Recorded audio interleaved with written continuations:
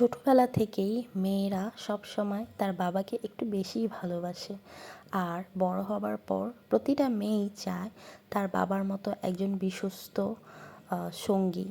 তো বিয়ের পরে প্রতিটা মেয়ের স্বামী যদি তার ওয়াইফের সাথে মানে মন মানসিকতা বা আন্ডারস্ট্যান্ডিং যাই বলা হোক না কেন, সেটা যদি বন্ডিংটা যদি ভালো না থাকে, বা একটা মেয়ে একমাত্র স্বামীর ভরসাতে শ্বশুরবাড়িতে থাকতে পছন্দ করে, সেই স্বামীটাই যদি তাকে না বোঝে, আর স্বামীর সাথে যদি তার আন্ডারস্ট্যান্ডিংটা ভালো না থাকে, বন্ডিংটা যদি ভালো না থাকে, যদি সে তাকে ভালোই না বাসে, তাহলে মেয়েটা কোন ভরসাতেই বা শ্বশুরবাড়িতে থাকবে বলুন।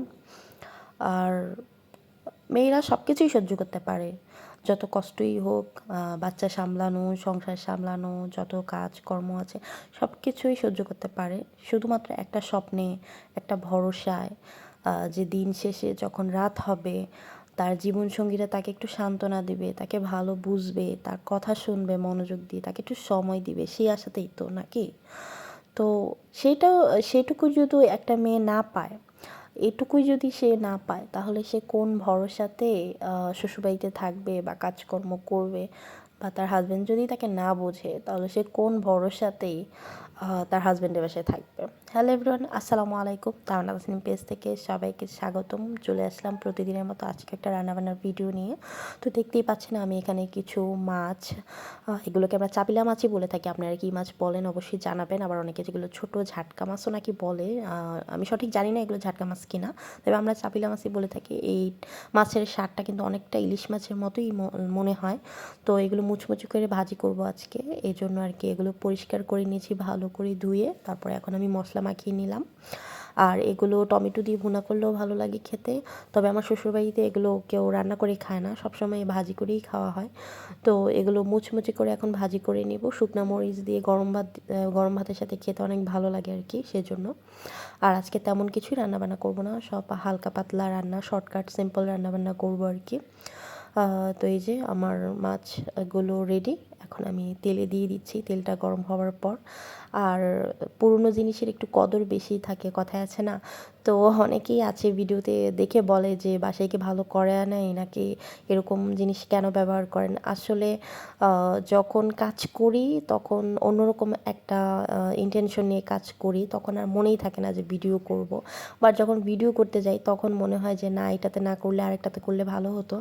তবে আসলে কি, আমি প্রতিদিন যাই করি সেগুলোই আপনাদেরকে দেখাই, আমি কোনো শো অফ করি না যে আমি নতুন কোনো কিছু বের করে তারপরে ভিডিওতে দেখাবো, ওরকম কিছুই না। ঘরে যা খাই, যা রান্নাবান্না করি বা যাই ব্যবহার করি সেগুলোই আপনাদের সাথে শেয়ার করতে পছন্দ করি।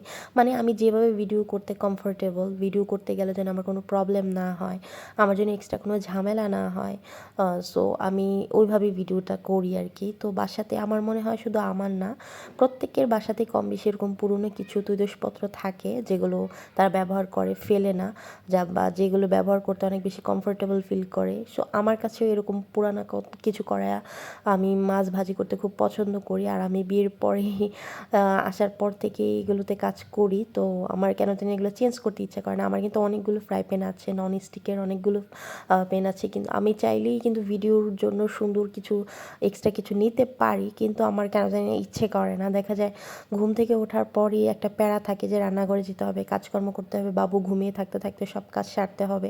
তো এই টেনশনটা নিয়ে কাজ করা হয়, যার জন্য তাড়াহুড়ার করার কারণে ওরকম প্ল্যানিং করে কোনো কাজ করা হয় না।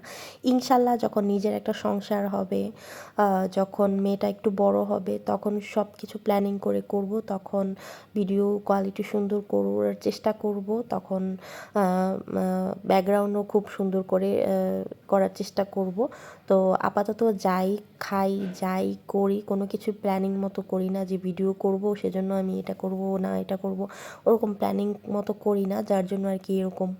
তো আমার ভিডিওটা যারা ভালো লাগে, যাদের ভালো লাগে, যারা পছন্দ করেন তারাই দেখবেন, আর যাদের ভালো লাগে না প্লিজ তারা আপনারা নেগেটিভ কোনো কমেন্ট করবেন না, দরকার হলে ভিডিওটা স্কিপ করে যাবেন। তো যাই হোক, কথা বলতে বলতে রান্নাবান্না কমপ্লিট। আর এখন এই যে এটা হচ্ছে গিয়ে রাতের একটা ভিডিও, মাঝখানে অনেকক্ষণ ভিডিও করা হয়নি ব্যস্ততার কারণে। তো রাতের বেলা এত পরিমাণে মশা বাহিরে যে বাবু খেলতেই পারছিল না, তো ভাবলাম একটু তাড়াতাড়ি মশারিটা টাঙাইয়া ফেলাই, বাবু তাহলে ঘরের ভিতরে খেলতে পারবে, এই জন্য আর কি মশারিটা তাড়াতাড়ি টাঙিয়ে ফেলছি। তো thanks for watching my video, Allah Hafiz.